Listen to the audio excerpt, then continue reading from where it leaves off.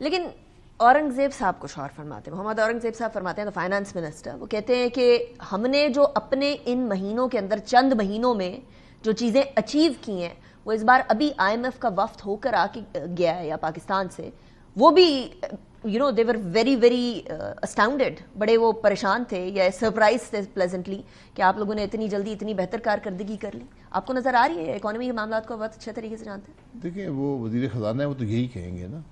لیکن مجھے بتا دیں کہ عوام کی زندگی میں کیا بہتری آئی ہے, ملک کے اندر ترقی میں کوئی بہتری آئی ہے, ملک کے اندر انویسٹمنٹ کلائمیٹ بہتر ہوا ہے, کوئی ایک بہتری بتا دیں نا کہ ملک کے اندر بہتری کیا ہوئی ہے.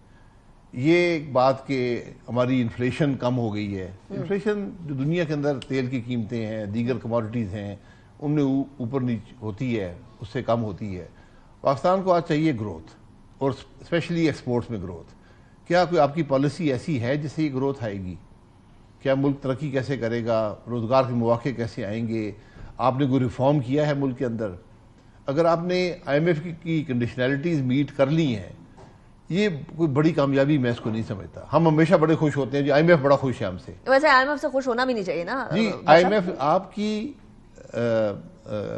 ملک کی بہتری, عوام کی بہتری اس وقت ہوتی ہے جب آپ آئی ایم ایف کی خوشی کو منیمل سطح پر رکھیں.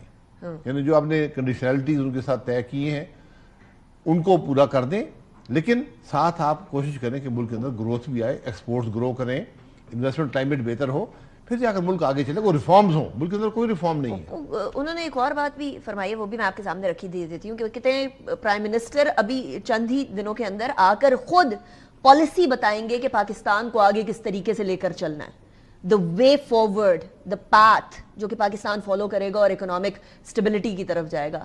کیا آپ سمجھتے ہیں کہ حکومت بشمول اکنامک ٹیم کے اس طرح کا کوئی روڈ میپ بنانے کے قابل بھی ہے اور بنا چکی بھی ہوگی جس سے پاکستان کی اکنامک سچویشن صحیح ہو سکے؟ ایسا کوئی روڈ میپ نہیں ہے, نہ ان کے اندر کوئی ایسی صلاحیت ہے اور نہ قابلیت ہے. یہ آپ کو یاد ہوگا کہ 14 اگست کو بھی کہا گیا تھا کہ پورا روڈ میپ پرائم منسٹر صاحب آگے فرمائیں گے. تو آج اس بات کو میں چوتھا مہینہ جو گزر رہا ہے تو کچھ آیا نہیں ہے, اور نہ ہی توقع ہے. حکومت اندر کوئی صلاحیت نہیں ہے, بدقسمتی سے کوئی صلاحیت نہیں ہے, نہ فیصلے کر سکتے ہیں, نہ ریفارم کر سکتے ہیں, نہ کوئی سوچ ہے. اور بدقسمتی سے نہ ہی مجھے پرواہ نظر آتی ہے کہ ملک کی بات کر رہے ہوں, ملک کے عوام کی بات کر رہے ہوں. آپ پورا پچھلے 8 مہینے دیکھ لیں, کوئی ایک دفعہ بھی انہوں نے ملک کے مسائل کی بات کی ہے, عوام کی بات کی ہے, عوام کی فلاح کی بات کی ہے. یعنی جو ملک 2.5 مہینے ترامیم اور الٹے سیدھے قوانین میں گزار دے, اس کے بارے میں آپ کیا کہیں گے؟ لیکن بات وہی پھر آتی ہے کہ توقع بھی نہ رکھیں, چھوڑ دیں کہ نہیں انہوں نے کچھ نہیں کرنا, کیونکہ پرائم منسٹر صاحب نے تو اناؤنسمنٹ کرنی ہے ابھی, اگر آ جاتی ہے تو. مجھے اس حکومت سے کوئی امید نہیں ہے حقیقت سے, میں آپ کو تو پھر کیا کیا جائے؟ بس اب پاکستان کو تو آگے لے کر جانا ہے. جی آپ کو کوئی راستہ نکالنا ہوگا. وہ راستہ کیا؟ آپ کا چیلنج یہی ہے کہ آج ملک کے اندر جو نفاق ہے, جو یہ انتشار ہے, اس کو ختم کریں. اس کے بغیر ملک آپ کو آگے نہیں بڑھ پائے. وہ راستہ کیا ہو سکتا ہے؟ بس راستہ میں بار بار کہتا ہوں, دیکھیں راستہ پولیٹیکل ڈائیلاگ سے ہوتا ہے. پی ٹی آئی حکومت سے بات نہیں کرنا چاہتی, حکومت کہتی ہے یہ اسٹیبلشمنٹ سے بات کرنا چاہتے تو ہم کیسے انیشیٹ کریں؟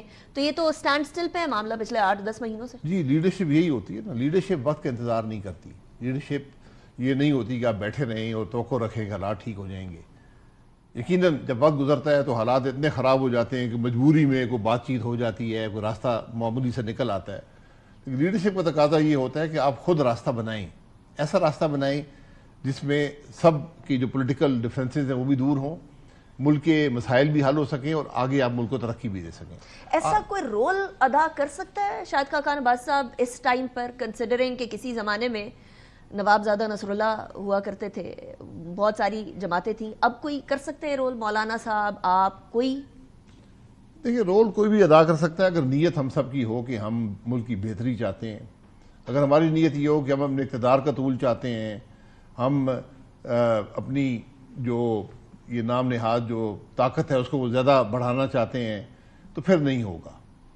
آپ کو یہ کرسیاں ایک طرف رکھنی پڑیں گی, اپنے عہدے ایک طرف رکھنے پڑیں گے, اور بات ملک کی کرنی پڑے گی. اس دن جا کے ملک بہتر ہوگا.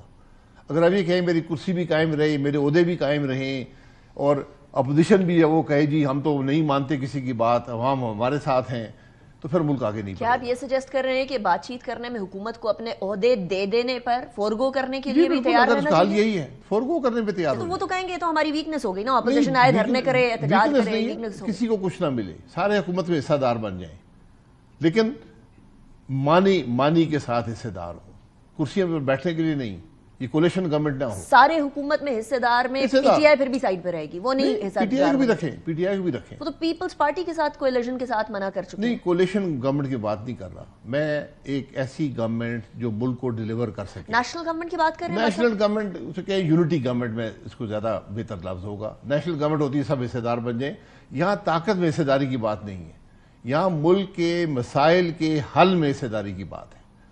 جماعتیں بیٹھیں، سب سے پہلے ایجنڈا طے کریں، حکومت اس کے بعد بنے گی، ایجنڈا طے کریں ہم نے ملک میں کرنا کیا ہے، ملک کو کیا ریفارمز چاہیے۔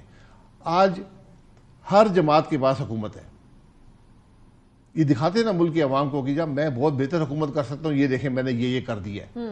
اب اگر آپ کے پاس کوئی سوچ ہے، آپ کے مینیفیسٹو بنے ہوئے ہیں، تو آئیں ٹیبل پر بیٹھیں، سارے ملک کے عوام کو ایک ریفارم کا ایجنڈا دیں، اس میں 1 سال لگے، 2 لگے، 3 لگیں، 4 لگیں، اس کو امپلیمنٹ کریں سارے مل کر۔ اپنی اپوزیشن کو ملک کے مفاد میں اپوزیشن کی حد تک رکھیں۔